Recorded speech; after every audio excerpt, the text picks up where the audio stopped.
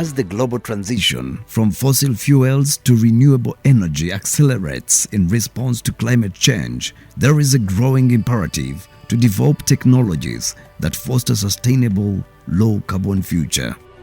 To achieve this, there is a requirement for ample reserves of critical minerals such as lithium, cobalt, nickel, rare earth elements, copper, graphite, manganese, and platinum group metals. Studies have shown that Africa hosts these critical resources, sparking a renewed scramble for them by Western countries and China. This has led to increased investment in exploration activities and the acquisition of licenses by foreign mining companies. These minerals serve geostrategic and economic interests, with China currently leading in this competition. China is reshaping economic landscapes on the continent with an annual surge nearing $200 billion, signifying a significant shift in global trade. The demand primarily revolves around oil, minerals, and agriculture, with Africa depending on Chinese technology and investment. Infrastructure projects such as roads, railways, ports, and telecom networks under the Belt and Road Initiative are crucial. This time around, civil society is saying, for too long, Africa has supplied the raw materials that drive development abroad, while Africans remain trapped in endless cycles of poverty at home. We want investors, but there has to be to balance the rights and obligation of the investors, the state, and the people. And there has to be a win-win-win situation. It's really, really important that we review our investment policy framework. One, to ensure that our minerals are not just taken out, because minerals are depletable commodities. Today you have them, tomorrow they are gone. So we need to be able to make sure that we are part of the value chain. There has to be technology transfer. There has to be factories set up here in Uganda to use the resources from Uganda and send to the market finished products. It's something that hasn't yet been fully effected, because currently we still have raw materials going on the global market. To tackle these challenges and promote sustainable development, Uganda needs to prioritize human and environmental rights in all investment activities. This includes conducting comprehensive environmental and human rights impact assessment before approving any projects. When Uganda discovered 6.5 billion barrels of oil in the Albertine Graben in the 2000s, it sparked dreams of economic prosperity. However, inadequate infrastructure, limited expertise, and lack of capital stood in the way. China, fueled by its energy needs and the Belt and Road Initiative, saw an opportunity. China positioned Uganda as a strategic investment hub.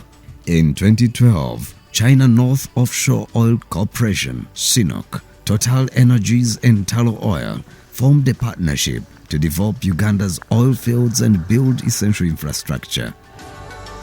Another crucial project was the East African Crude Oil Pipeline, EACOP, a substantial 1,445-kilometer pipeline linking Uganda to Tanzania's port of Tanga. Civil society believes that while these ventures are ideal for economic development, there is need for long-term sustainability and harmonization of relations among communities, investors, and governments. We have seen where the so-called investors go, excavate whatever they want, leave the holes open. It's dangerous to the people, dangerous to the wildlife, and dangerous, even bad for the environment. So it's important that these issues are addressed. The environment and social impact assessment has been done, and some mitigation measures have been proposed, but what we see in reality in the communities is quite different. For example, where the central processing facility is being put in the Bulisa district, we have seen flooding happening. And the communities that are neighboring the CPF have been negatively impacted by the floods. Other advocated measures include promoting transparency, accountability, local engagement, conducting environmental and social impact assessments, capacity building, and enhancing regulatory frameworks to uphold corporate accountability and workers' rights. China remains steadfast in Uganda's oil sector, leading to jobs, infrastructure, and significantly bolstering Uganda's GDP. China's engagement in Uganda extends beyond oil extraction, encompassing substantial investment in critical infrastructure projects facilitated by the Industrial and Commercial Bank of China and other financial institutions. These initiatives are aimed at enhancing China's geopolitical influence beyond energy security. China has also engaged in diverse mineral extraction activities in Uganda, ranging from sand to copper mining to iron ore exploration, as well as ventures in gold, limestone, rare earth elements, and other mineral explorations. China has partnered with Uganda government to establish industrial parks for processing and manufacturing goods within the country. As we speak now, industry, especially manufacturing, is contributing 16.5% our national GDP. So out of the 55 billion of our GDP, 16%, more than 10 billion US dollars, comes from the manufacturers. Several questions have been raised about whether these farms are operating as promised. They have given incentives to investors, given them free land, in a bid to attract as many investors as possible. However, the promises of investments haven't been realized. You look at the jobs, some of them are not decent jobs. They are human rights abuses, they are land grabs. So the promises of investment, we haven't realized it. In our petition we highlighted the issues the workers are undergoing, like working casualization for a big period, no appointment letters, and poor working conditions, and all these and other issues which I've raised in the petition. There are so many. The Ugandan workers are not entering into the money market.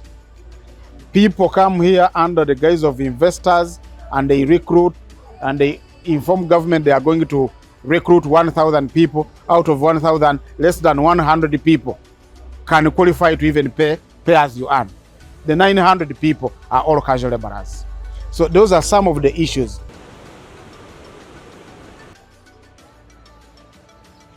To further drive Uganda's industrialization efforts, China has made significant investment in the country's power sector, including projects such as the $1.7 billion Karuma Dam, 600 megawatts, and the $567.7 million Ishimba Dam, 183 megawatts.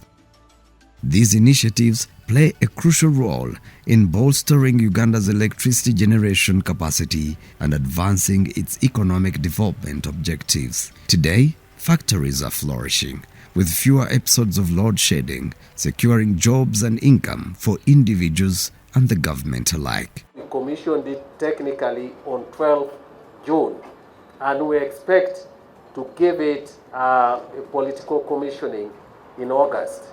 But currently, yesterday, 3 turbines were running, providing 230 megawatts into the grid.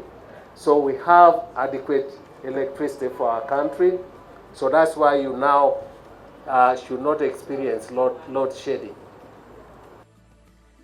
These strategic investments in hydroelectric power underscore China's broader strategy to secure energy resources and provide essential technical expertise for large-scale energy projects.